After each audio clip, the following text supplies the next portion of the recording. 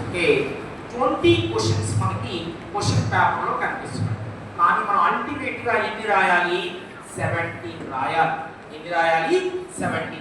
20 క్వశ్చన్స్కి 70 మార్క్స్. మనం ఫైనల్గా రాయవలసినటువంటి క్వశ్చన్స్ 17. ఈ 17 క్వశ్చన్స్కి మనకి ఎన్ని మార్క్స్ వస్తాయి? 50 మార్క్స్ వస్తాయి. అంటే 12 ఏబీలో ఐదర్ ఏ ఆర్ బి, 16 ఏబీలో ఐదర్ ఏ ఆర్ బి, 17 ఏబీలో ఐదర్ ఏ ఆర్ బి.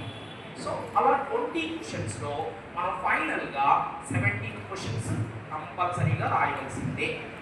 అలా రాశారు మీరందరూ కూడా. లాస్ట్ రిమైనింగ్ ఎగ్జామ్స్ మనం ప్రీవియస్ ఎగ్జామ్స్ చూస్తే అన్నీ కూడా మీకు పర్ఫెక్ట్గా ప్రజెంట్ చేశారు. ఆర్ఐటీస్ దగ్గర నుంచి మొన్న జరిగినటువంటి గవర్నమెంట్ ప్రీ ఫైనల్లో కూడా టోటల్గా 17 క్వశ్చన్స్ మీరు అందరూ రాసుకున్న స్టూడెంట్స్ కాబట్టి ఇక్కడ కూర్చోబెట్టారు.